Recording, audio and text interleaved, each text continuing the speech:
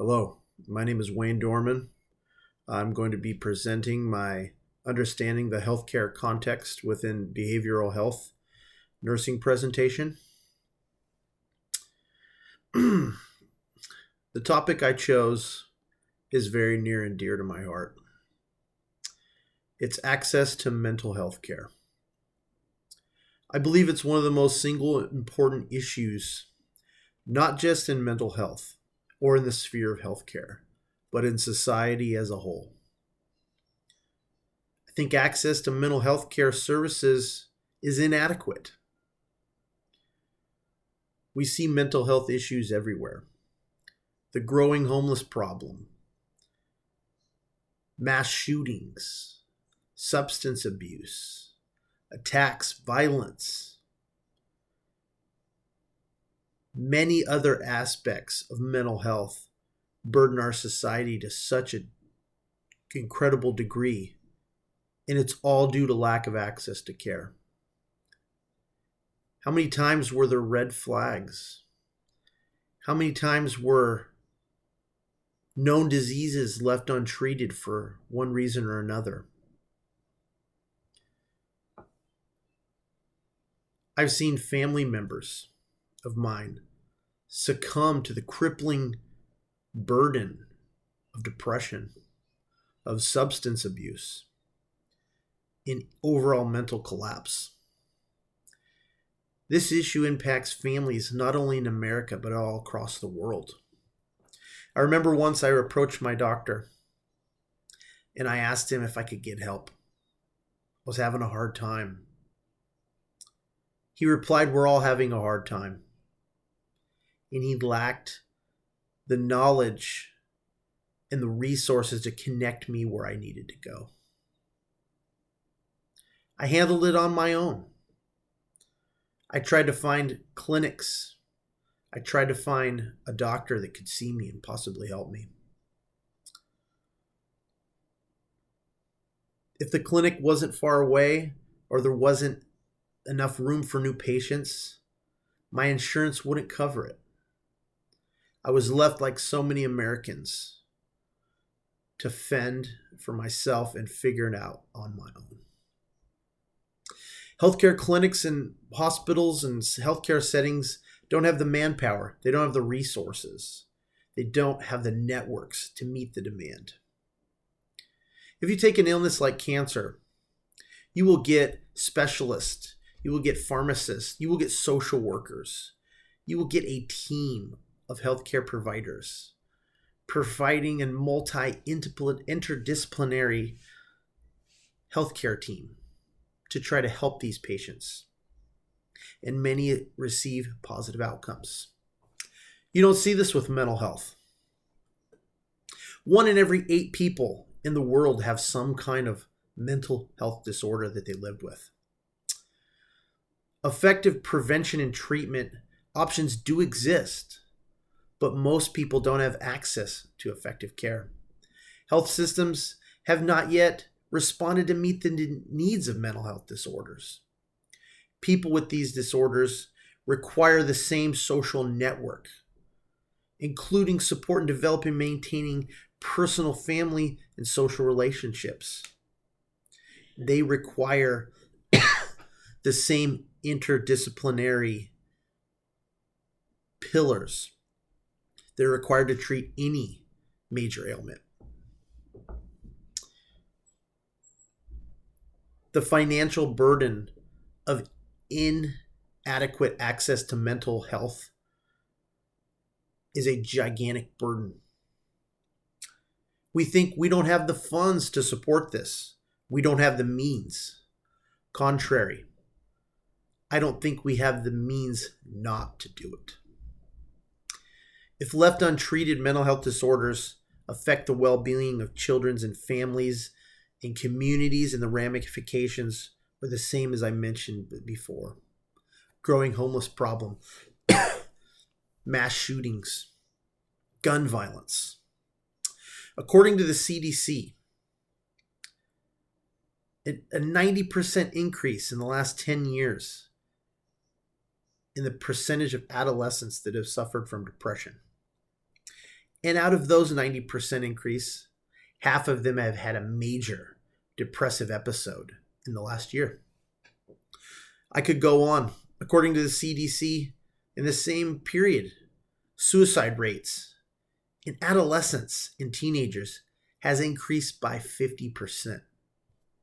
1 in 5 adults over the age of 18 are classified as having a mental illness.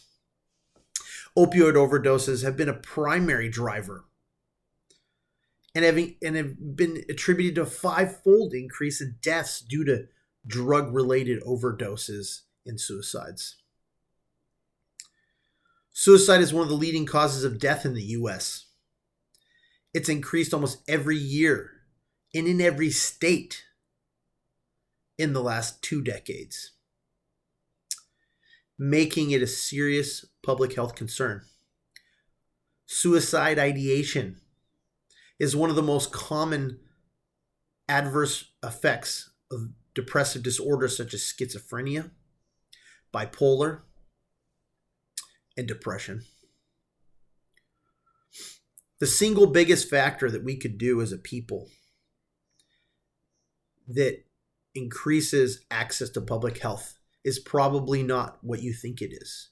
You'd think money, more facilities, more professionals, more doctors. But the single most important attribute to access is population awareness. People need to be made aware of the problem. It needs to get support, and people need to be vocal. More support means more funds, more regulatory efforts, and an increase in access. There's never been a more important, more reliable cause, and it's never been more great, and it's never been more prevalent than it is now. This can be difficult. So say there's access. Well, not every patient is willing to get help because they either don't want to or their ailment doesn't allow them to. We have informed consent laws that protect our citizens.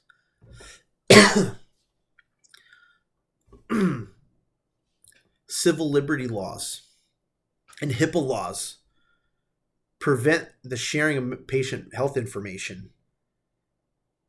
It is difficult for healthcare providers to network with social services to try to get these people help when they're not able to.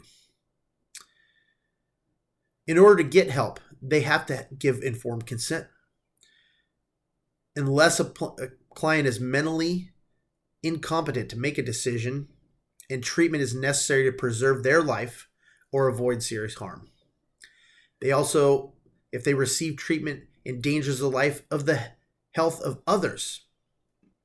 And in an emergency, and when the patient cannot exercise judgment, some of these laws can be brushed over and bypassed. There was a story in the 1960s and 70s where a student made threats against his teacher. He told his psychiatrist that he was going to stab her, kill her. The psychiatrist said nothing. And when she returned from a trip, he did just that.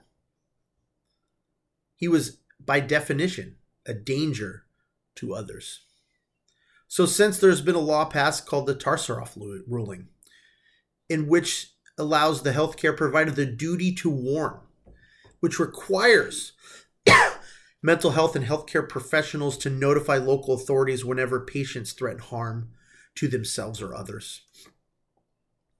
The same sort of laws apply to elderly and child abuse. Their mandatory reporting laws allow for the reporting of health information when abuse is suspected. As a nurse, it is imperative that I not only become an advocate for my patients, but I search within myself in order to view them as they truly are. I used to see a patient that came in smelling of alcohol and being unruly as merely a drunk. but quite the contrary anymore. Instead of seeing someone who's a drunk or someone who's crazy or unstable, I view them as someone who is sick, someone who needs my caring hand. As a nurse, I can be an advocate for them. I can be a voice of the voiceless. One of the profound things about mental illness is that many of the disorders they suffer from, they're not in a place where they can be a voice for themselves, that they can help themselves. They might not even be aware help exists. So what can I do? How can I make a difference? How can I cause reform where access to mental health services is increased? The answer is simple. I can be vocal. I can help people understand the need. I can use my knowledge, my heart, and my voice to be the voice for the voiceless, and perhaps propel the winds of change in a direction that is aimed at increasing access to mental health.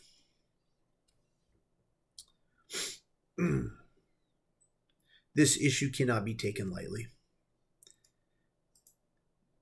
It's a shame that tragedies have had to happen.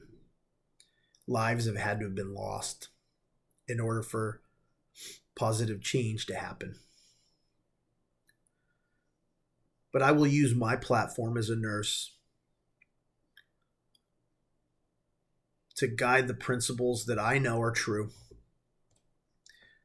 in order to help those that can't help themselves. Thank you.